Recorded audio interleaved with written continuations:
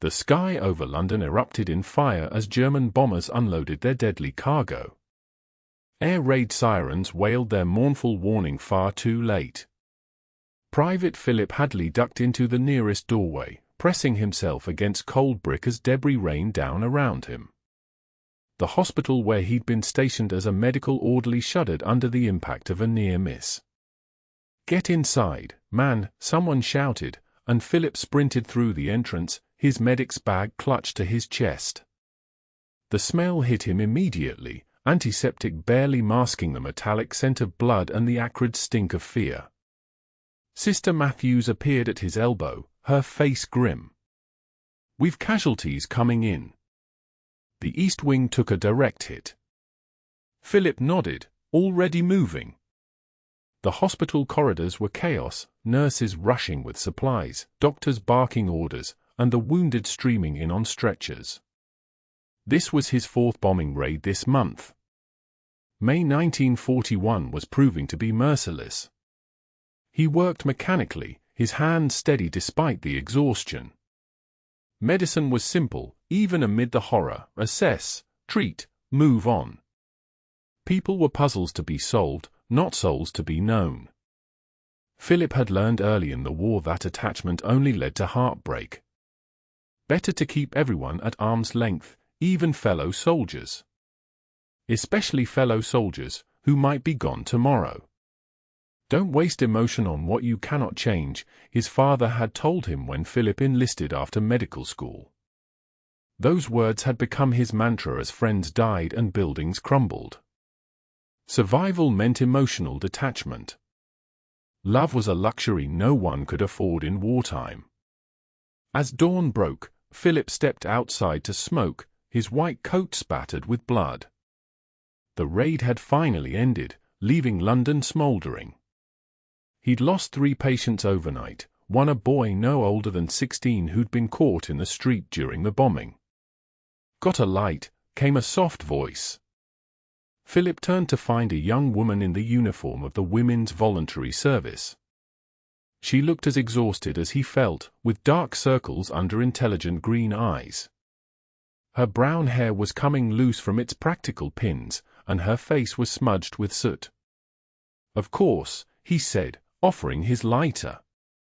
"Thank you." She cupped her hands around the flame, her fingers slender and strong. "I'm Rose Davidson. I drive the mobile canteen." Philip Hadley. Medical orderly. "Rough night, Mr. Hadley." Philip nodded, not inviting further conversation. His shift had ended, and all he wanted was sleep, dreamless, if he was lucky. "They're saying the Germans dropped incendiaries on Holborn," Rose continued, undeterred. "My family's there." Something in her voice, fear wrapped in determination, made Philip look at her properly for the first time. "I'm sure they'll be all right," he said automatically, the words hollow even to his own ears. "That's what everyone says," she replied with a tired smile. As if saying it makes it true. The truth of her words struck him unexpectedly. How many times had he offered those same empty reassurances to worried relatives? How many times had he been wrong? "I could help you find out," Philip heard himself say. "When my shift ends. I know some people at the ARP post in Holborn." Rose's smile reached her eyes this time, transforming her face. "I'd be ever so grateful, Mr. Hadley." "Philip," he corrected, unsettled by the warmth that bloomed in his chest at her smile.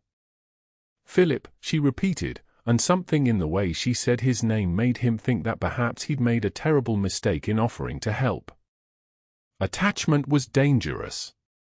Caring led to pain. But as she walked away, he couldn't help but watch her go. 2 weeks later, Philip found himself waiting outside St. Paul's Cathedral, checking his watch for the 3rd time in 5 minutes. Rose was late. They had fallen into an unexpected routine, a meeting when their shifts aligned, sharing precious cigarettes and scarce cups of tea in bomb shelters and canteen kitchens. "Philip!" Rose called, hurrying toward him. "I'm so sorry." There was a queue for rations, and then Mrs. Finch needed help with her shopping. "It's all right," he said, finding he meant it. "I wasn't waiting long." "I've something to show you," she said, eyes bright with excitement. She held out a letter. "My brother Peter's coming home on leave. He's been in North Africa, can you imagine? All that sand and sun while we're shivering in London." Philip smiled, genuinely pleased for her. The news about her family in Holborn had been good, their street damaged but no casualties. Since then, he told himself his continued meetings with Rose were simply friendly, nothing more. Nothing dangerous. "That's wonderful news," he said. "When does he arrive?" "Next Tuesday. We're going to have a proper celebration, ration books be damned." "You must come," she added, touching his arm lightly. The invitation surprised him. "I wouldn't want to intrude on a family occasion." "Nonsense. Peter's bringing a friend from his unit. Besides," she hesitated, "I'd like you to be there." Before Philip could respond, air raid sirens began their banshee wail. Around them, people hurried toward the nearest shelter. Rose's hand found his in the confusion, and he held it tightly as they joined the stream of Londoners seeking safety. In the crowded shelter, Philip and Rose found a corner where they could sit against the wall. The space was thick with cigarette smoke and anxiety, punctuated by the distant crump of bombs. "It's strange," Rose whispered as the shelter shook with a nearby impact. "I used to think I'd never get used to this, but now it feels almost normal." Philip nodded. "We adapt to survive." "Is that what you're doing?" she asked, studying his face in the dim light. "Just surviving." The question caught him off guard. "What else is there in wartime?" Rose's expression softened. "Living, Philip. Even now. Especially now." The shelter lights flickered as another bomb fell, closer this time. Children whimpered, and parents whispered reassurances. An elderly man began singing "We'll Meet Again," and others joined in, voices gaining strength as the bombing intensified outside. Rose's hand found his again, warm and sure in the darkness. Philip didn't pull away. For the first time since the war began, he allowed himself to feel something beyond the numbing routine of survival. It terrified him. By August, London sweltered under an unusual heat wave. The bombers had given way to an uneasy quiet, the Luftwaffe now focused on the Eastern Front. Philip had been reassigned to a field hospital being prepared for the inevitable invasion of Europe. His last night in London, he waited for Rose outside the dance hall where Glenn Miller's Moonlight Serenade drifted through open windows. Couples swirled past, snatching joy where they could find it. "Penny for your thoughts." Rose appeared beside him, lovely in a blue dress that must have been pre-war, her hair pinned up with more care than usual. "They're not worth that much," he said, offering his arm. Inside, the hall was crowded with uniforms, British khaki mixing with American olive drab as the Yanks poured into Britain for the coming offensive. Rose and Philip found a table in the corner, where they could hear each other over the band. "When do you leave?" she asked, her voice steady though her eyes betrayed her feelings. "Tomorrow. Early. Where to?" Philip shook his head. "You know I can't say." "Worth a try," she said with a forced smile. "Peter says the same thing. Men and their secrets." They sat in silence, watching the dancers. Philip had received his orders 3 days ago but had put off telling Rose until the last moment. He told himself it was because he didn't want to spoil what little time they had left.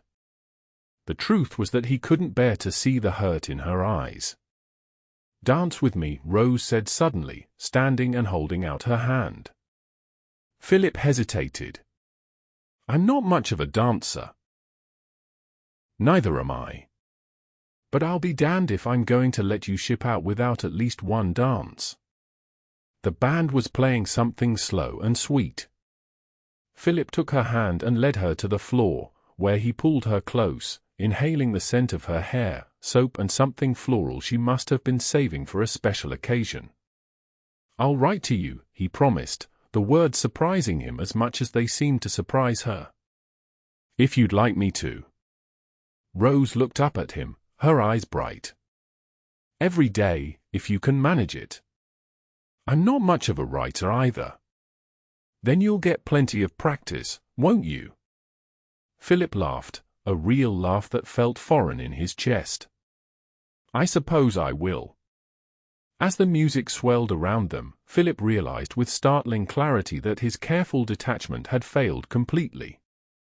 Somehow, without his permission, Rose Davidson had become important to him. Essential, even. The thought should have terrified him, but as she rested her head against his shoulder, he found himself hoping the song would never end. The field hospital near Naples was a far cry from London. Philip's days blurred into a haze of wounded men, military transports, and the distant thunder of artillery as the Allies pushed north through Italy. His hands moved automatically, cleaning wounds, administering morphine, writing letters home for those who couldn't. At night, he wrote to Rose, awkwardly at first, then with increasing openness. He told her about the Italian countryside, the soldiers' resilience, the local children who followed the medical units hoping for chocolate. He couldn't tell her about the casualties or their location, but he filled pages with the kind of details that anchored him to humanity, a patient's joke, a sunset over the Mediterranean, the taste of real coffee traded from American GIs. Her letters arrived irregularly, sometimes in bundles of 3 or 4. She wrote about her work with the WVS, her brother's safe return to North Africa, the gradual emptying of London as children were evacuated and men called up. Between the lines, he read her loneliness, her courage, her unwavering spirit. The oddest thing happened yesterday, she wrote in October. I was serving tea at Charing Cross Station when a German POW was brought through. Everyone went quiet, watching him. He looked so young and frightened. Before I knew what I was doing, I'd poured him a cup of tea. The guard didn't stop me, just nodded like he understood. The boy, he couldn't have been more than 19, said "Dank" so softly. For a moment, he reminded me of you, Philip. Not in looks, but in that same lost expression I first saw outside the hospital. I wonder if somewhere in Germany, a girl is waiting for him like I'm waiting for you. Philip read and reread that letter until the paper grew soft at the folds. In the sterile detachment of his medical training and the numb survival of his early war years, he had learned to see wounds, not people. Rose's words forced him to confront a truth he'd been avoiding: the enemy had faces, families, loves of their own.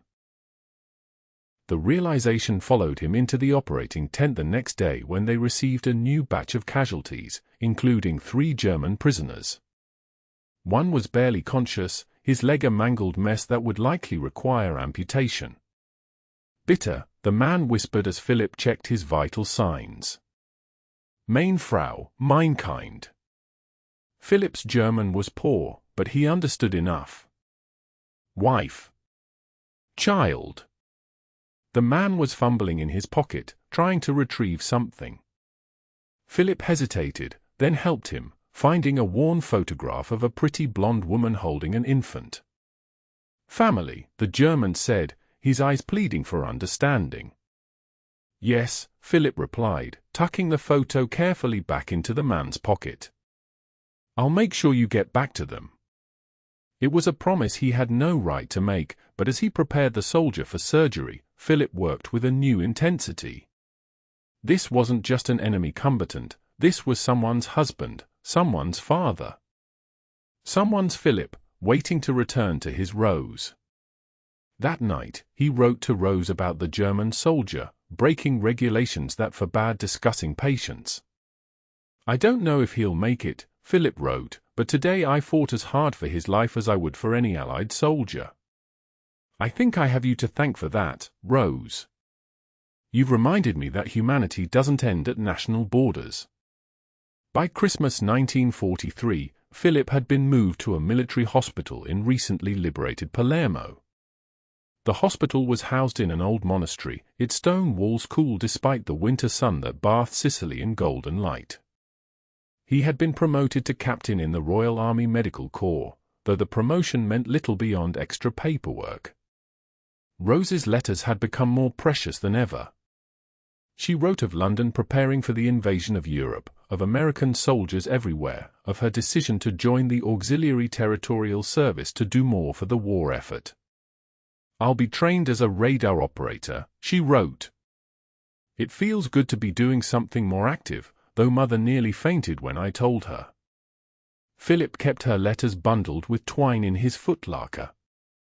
At night, he reread them, hearing her voice in the words.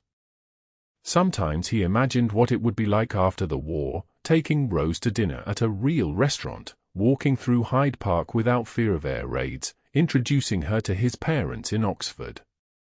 These daydreams sustained him through the worst days, like when the hospital took a direct hit during a German air raid in January 1944, killing 2 nurses and 8 patients.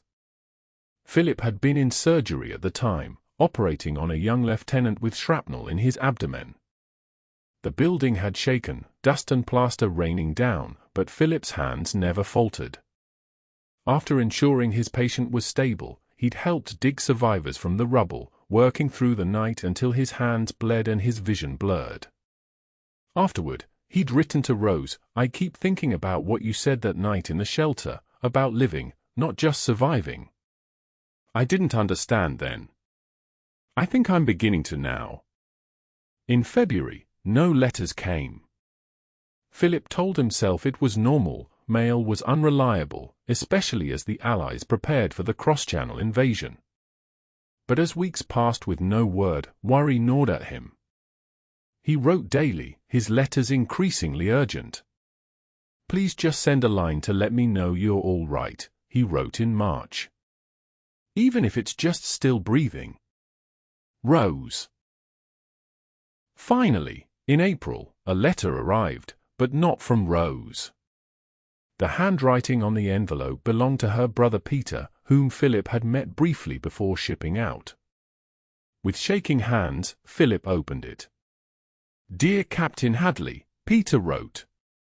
"I regret to inform you that Rose was injured during an air raid on her ATIA station last month.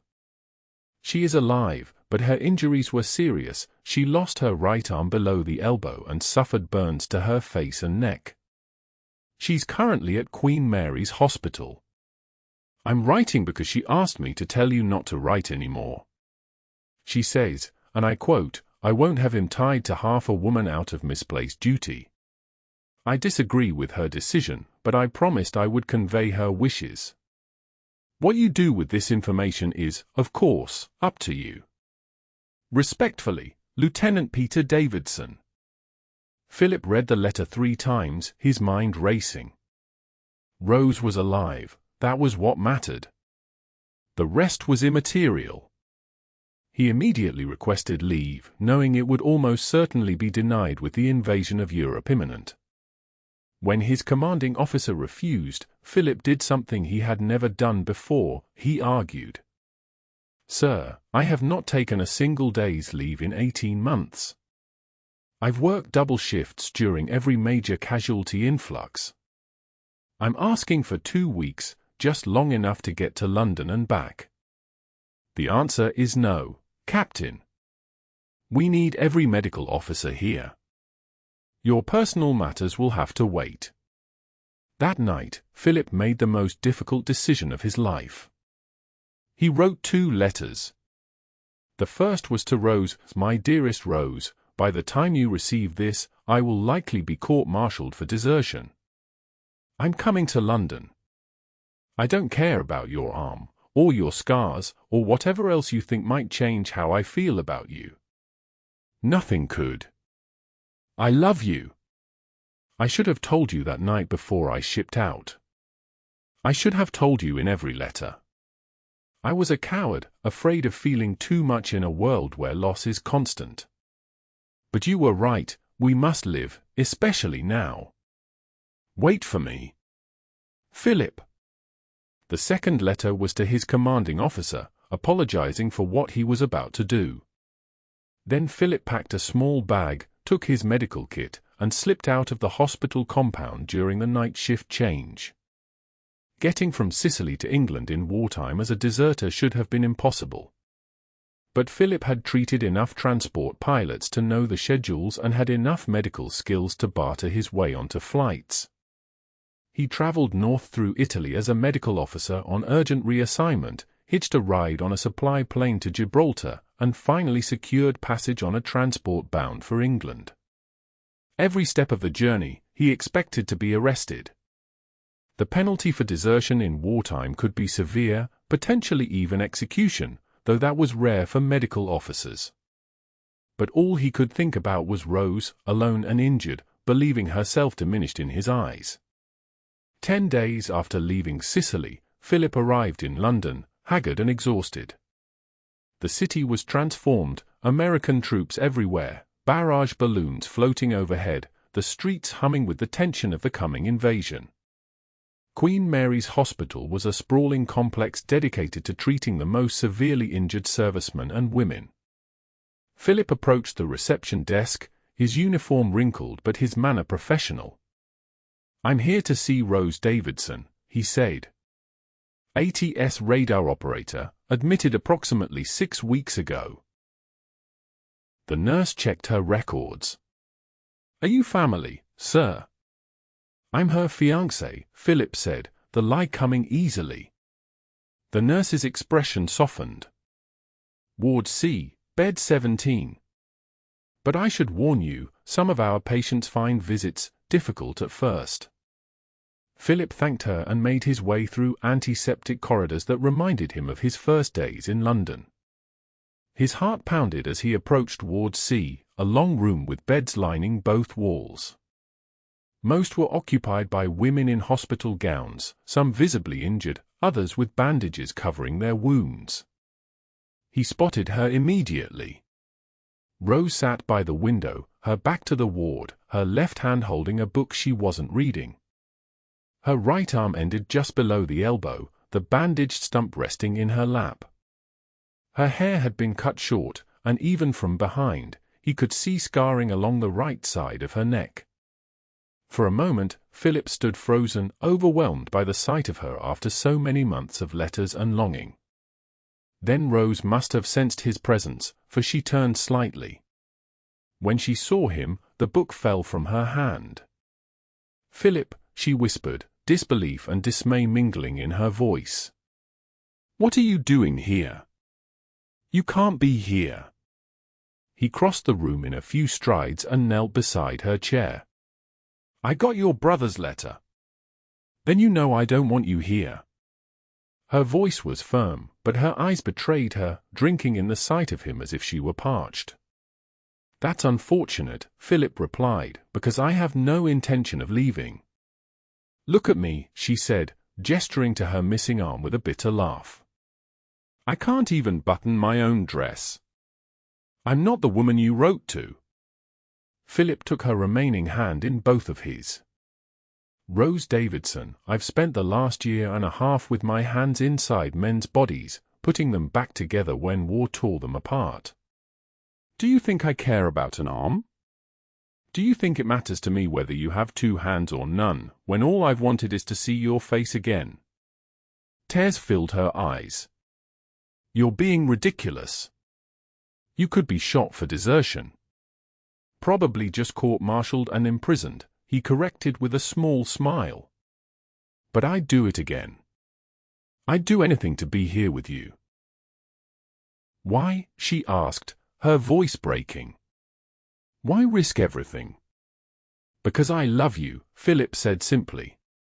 "Because you taught me that survival isn't enough. Because every man I've treated, allied or enemy, has shown me that life is fragile and precious.